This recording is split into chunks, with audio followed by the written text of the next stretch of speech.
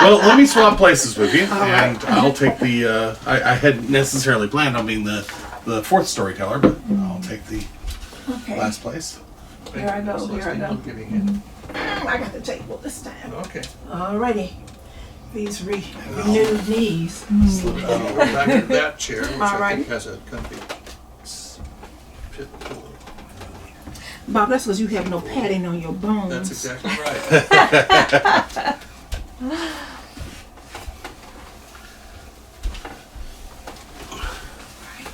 Okay, well, my name is Robert Bruce Scott, and I am not, and never have been, a professional storyteller. I've told people tales, but just entirely in social settings. And I always use my full name, Robert Bruce Scott, because it's easier for people to remember. If you think of Robert Bruce, King of Scotland, when they named me, my parents got a little bit of guff of, that's a rather ethnic name, isn't it? I'm actually just named after my two grandfathers, Robert Bruce and Robert Scott. But, and this story is one called The Troll. So I'll just kind of launch into it. It's about a young man who, a kind and well-meaning young man, was doing an evaluation of a farm.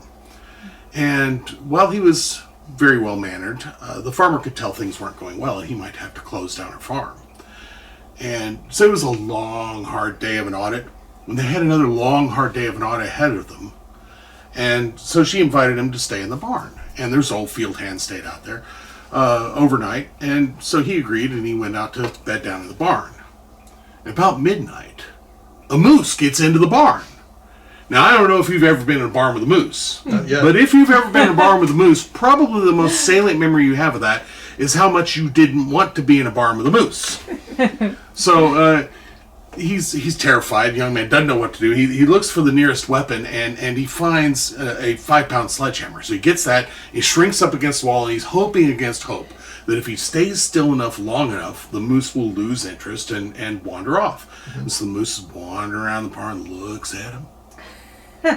It's wandering around the barn and looks at him. It's wandering around the barn and looks at him. And then starts to wander off, but at the last minute, the moose turns around, lowers its horns, charges straight at him. The young man doesn't know what to do. He picks up the hammer, he steps out, and he swings that sledgehammer as hard as he can at the moose. Right as he swings that sledgehammer, the moose transforms into a giant troll.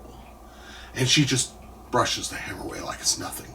And he swings the hammer at her again, she just brushes it away with her fingertips like it's nothing. And he's swinging the hammer again. Now, I don't know if you've ever been in a barn around midnight swinging a 5-pound sledgehammer at a troll that used to be a moose. But if you ever have, and if you're not in particularly good shape, which this young man wasn't, you start to get tired. The young man's getting tired.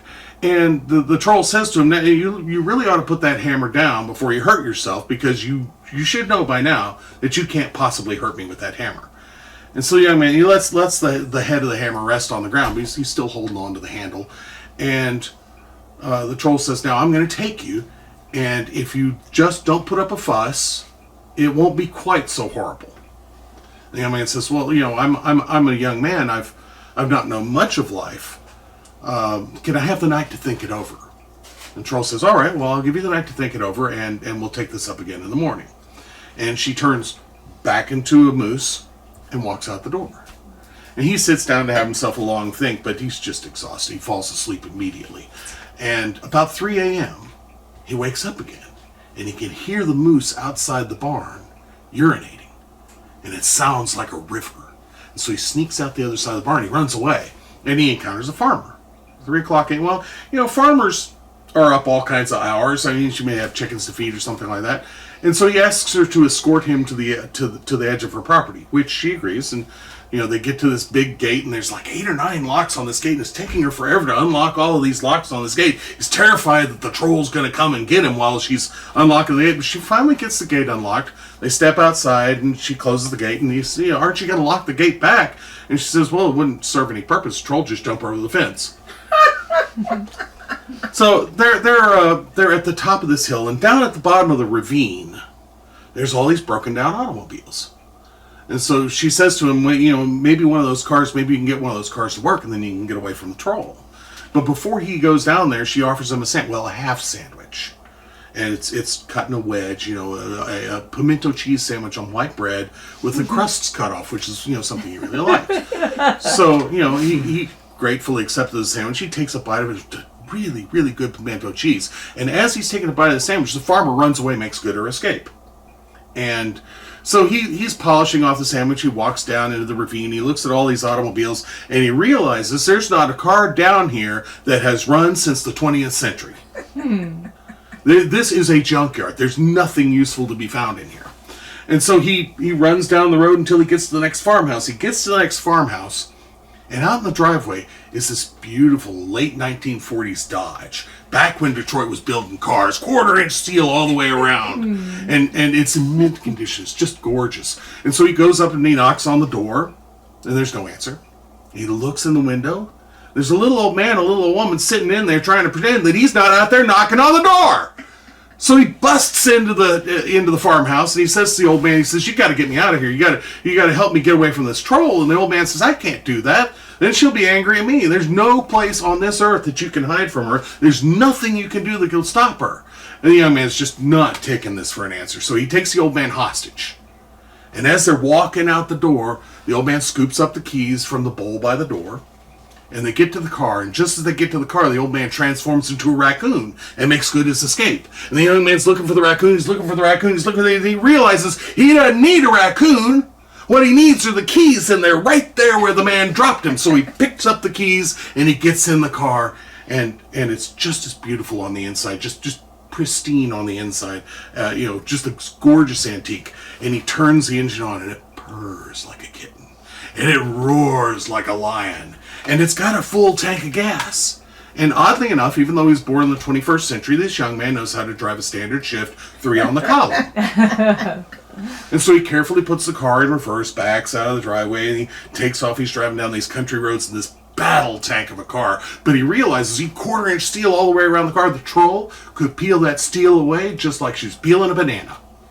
So he gets up on the interstate, and he drives, and he drives, and he drives all the way to California.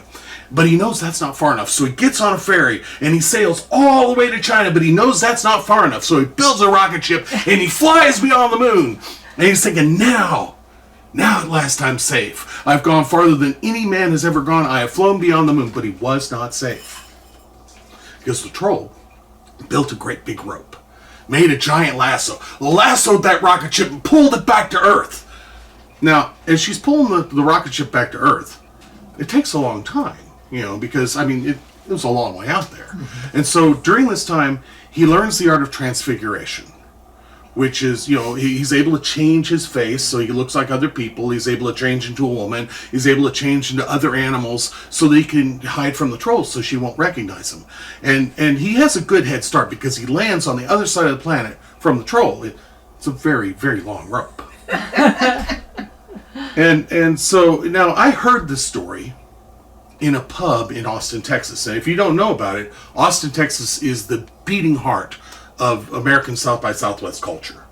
And the beating heart of culture in Austin, Texas is this about 9 block long strip of 6th Street south of Congress Avenue. And you can find all these just knocked out bars, just every kind of music that you've ever wanted to hear, bands that you've never heard before because they haven't been discovered yet, but they're good enough to play on 6th Street, so they're really, really good. And music that should be on the radio, but they haven't been discovered yet. And so the music hasn't been put on the radio yet. So you're hearing and every kind of music you can imagine: rock, hip-hop, ska, gospel, country, metal, emo, rap, bluegrass, and the gospel bar, they also sell wine. And if you're really good, they'll sell you water, and you can make your own wine. and in each of these bars, the sound man always leaves an open channel, because you never know when Willie Nelson might show up with that old classical guitar of his. It's got the holes worn in the top from his fingers. And Willie Nelson is so good on that guitar. It doesn't matter what kind of music it is: rap, hip-hop, ska, metal, emo, bluegrass. It doesn't matter. But he sits there and adds his guitar to it. It's going to sound better.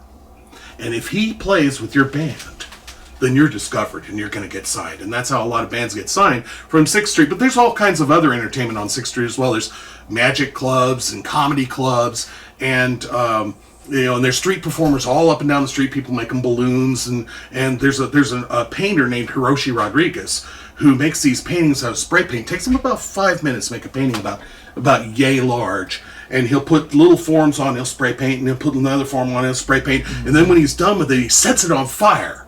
And it catches fire, he blows it out immediately, and it just crystallizes the paint, and little crystals of paint float back down onto it, and it kind of gives it this snowflakey, brilliant crystalline. And he makes it so fast. I mean, he'll do a painting in like 10 minutes, really, really fast.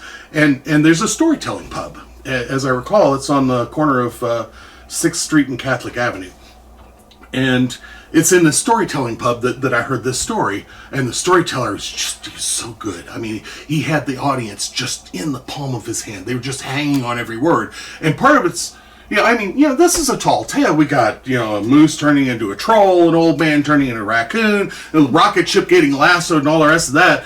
But they're just in the palm of his hand, hanging on every word, because he's just communicating this terror.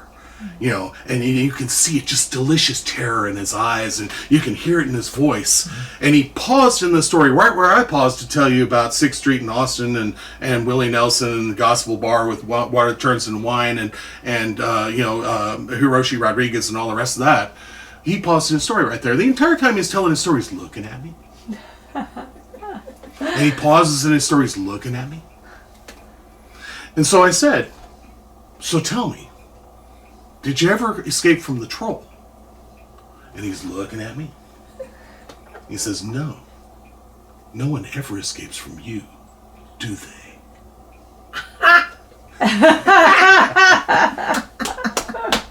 Hey. So